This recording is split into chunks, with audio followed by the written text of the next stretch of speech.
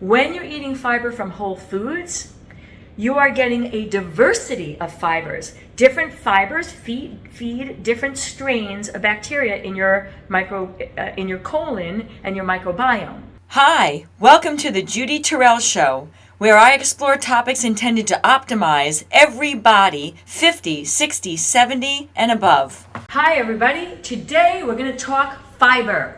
I am Judy Terrell, your guide in how to properly execute lifestyle as medicine and make behavioral changes to benefit your health now and in the future. And we're going to get down and dirty on fiber because I have so many clients that are doing what they think are good things, adding fiber to help improve their health, help improve their weight loss, and then coming out with negatives and trying to figure out like what's wrong here. Like they think they're doing the right thing and it's not such a right thing. All right, so let's get right into it. Let's talk about fiber. There's two ways to get fiber in your eating. The first one is from whole foods, and the second one is from products that are labeled high fiber and that are manufactured fibers, okay? Those are the two ways you're going to get fiber into your body.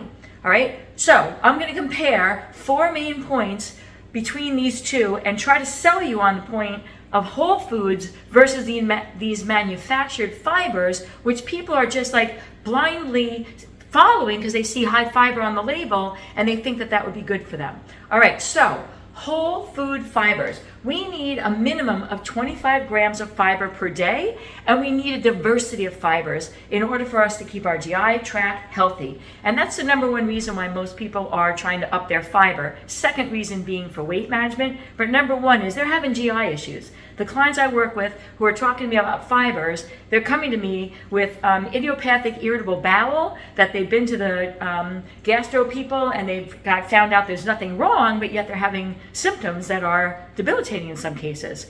Chronic constipation, even chronic diarrhea, distension, bloating, pain, gas, cramping. Those are the big ones. There are others. All right. Fiber is, the solution to this.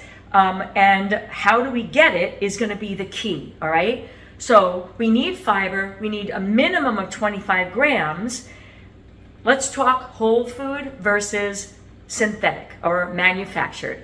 Whole food fibers from plants and vegetables, fruits, in the plant category, nuts, seeds, whole grains, starchy vegetables. These are the ways that we get fiber into our body. Fiber is not in our fat sources like butter or oils. It's not in our protein sources like meats and fish and poultry. So you got to get them from your carbs, and they're coming from your plants. 25 grams minimum. If you are eating whole food fibers to get those fibers, then that is going to come in dressed in a package. All right, so you're going to get fiber, but you're also going to get polyphenols, and you're going to get vitamins, and you're going to get minerals, and you're going to get antioxidants.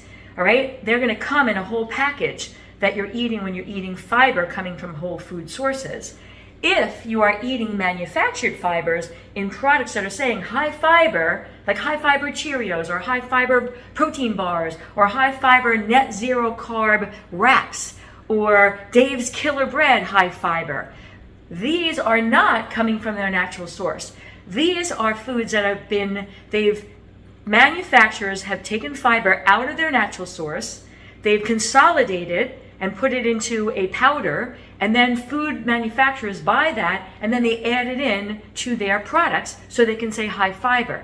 That type fiber does not come in its full package. So it's kind of like the illusion of healthy, but it is not. When you have tried all the programs and done all the right things, and yet you still can't lose the weight that you are trying to lose, and you're a male or female over 50, now is the time for you to look into my program, Your Second 50.life.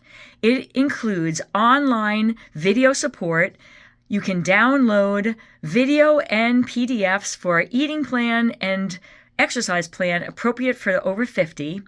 It includes group support on a monthly basis, and perhaps even more importantly, it includes weekly individualized coaching specific to you. Having the generalized plan is a good thing. I have helped literally thousands of people to lose weight over the 43 years I've been in practice, and I'd like to help you too. Because high fiber, without these other elements that I just mentioned that are in the whole foods, can lead to all those symptoms that we just talked about. So high fiber coming from food, whole foods, versus from manufactured fiber added to foods. Number one is healthy in a whole package versus unhealthy. Second point I want to make, when you're eating fiber from whole foods, you are getting a diversity of fibers. Different fibers feed different strains of bacteria in your colon and your microbiome. All right. When you're eating inulin or chicory root or cellulose, dextrins, these are the things that the manufactured fiber are drawn from and then consolidated and added to their foods. They are not diversified. They are overfeeding single strains of bacteria, and then the other strains, of which there are thousands, are actually starving. So it leads to an imbalance of the good bacteria that live in your colon, and that can lead to bloating, pain, constipation, diarrhea, irritable bowel syndrome, all those symptoms. So manufactured fibers added to food, not diverse enough, all right? So that's point number 2. And here's an anecdotal story about how this fiber, manufactured fiber can create, negatives in your GI tract. My boyfriend, who attempts to eat healthy and take care of himself, was using a protein powder at one point, and he would have it before he went to the gym. And he'd go to the gym in the morning, first thing in the morning, really early, and he started telling me stories about how, he was embarrassed because he'd get to the gym and he'd start to do his workout, and he kept having to move away from people because he was having such bad gas and he couldn't control it. Well, I'm trying to help him figure out what might be going on there, and come to find out his protein powder that he was taking the one scoop of that was, the suggested amount for 20 grams of protein, had literally 25 grams of inulin in it. 25 grams is the total day minimum amount recommended that most Americans are not getting from their food, but 25 milligrams of inulin at one time is going to ferment in your gut, because it's a lot, especially because, like I explained, it's been taken out of its normal packaging, all the coenzymes and the antioxidants and all that have been removed, and now he was embarrassing himself. So that's one example of how trying to do what you think is a good thing, and he wasn't taking that protein for the fiber, he was taking a protein powder for the protein, but this fiber will be added to things you don't even realize, so you gotta be looking at your labels. Point number 3, when you're eating fiber in its whole food package, you are, you have all those other co-nutrients that are in there, and you are now going to enhance mobility and motility through the digestive system, all right? Because you're keeping that microbiome happy. It's got these other components to it that are necessary for proper digestion. So, the motility through your system is being enhanced. When you're eating these manufactured fibers, it is not enhancing motility. They digest really fast or in the wrong spot in your digestive system, like your small intestine. That can cause leaky gut, which means that there's damage to the lining of the digestive system, and then that gets inflamed. It can lead to a bacterial imbalance in the wrong parts of your, digestive system, which is known as SIBO, when there's too much bacteria in your small intestine versus your large intestine, where most of the bacteria should be. So manufactured fiber is creating a motility issue. It's decreasing the health of your digestive system and the passing of, the fecal matter through it and the bacterial, load, and keeping that balance. Whereas the whole food fibers are enhancing that motility through your digestive system. And then finally, point number 4, when you are eating whole food fibers, they have those other cofactors with them, and it takes longer for it to pass through your digestive system, which is what we want. Not longer as in constipated, but you don't want to eat something and then 5 minutes later be hungry, right?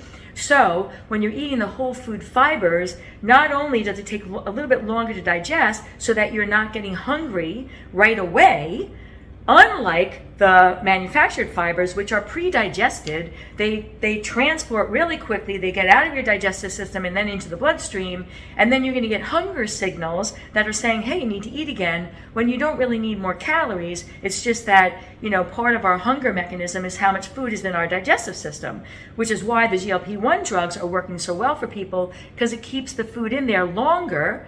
But that's not a good thing either, because that makes the food ferment and causes dysbiosis, but that's a different video, okay? So, whole food fiber sources are going to keep you fuller for a little bit longer, helping you to regulate hunger. And the filler fibers that are added into foods do not do that. So they are not the greatest for helping you to regulate weight management, not to mention the fact of they're causing dysbiosis and a whole host of problems with the GI tract. All right, so eating high fiber, food and a high fiber meal plan is absolutely necessary for the health of your digestive system. But what source that fiber comes from is imperative, right? Whole food sources. And I understand the convenience of the fibers added to foods, and I understand the compelling, if I can get my fiber that way, the drive to take those in. But I'm just here to tell you that most of the clients I work with who are eating that kind of fiber, they've got that distended belly bloating that looks like you're 10 months pregnant, and that's not helping you heal your digestive system. And if you're eating fibrous foods that have these added fibers and you notice that swelling and distension, it is not your imagination. For all the things I just covered, it is actually creating havoc in your digestive system. So yes, you need more fiber, but it has to come from whole foods. That is your best strike.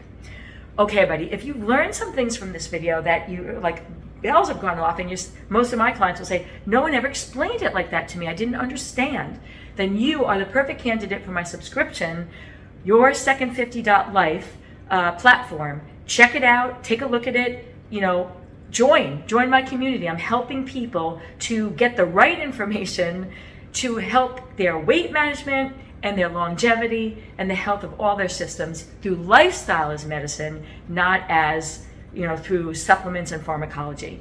Not to say that those are completely separate, but you want to get that lifestyle down and maybe pepper in those other two, not reverse. All right, everybody, see you soon on another video.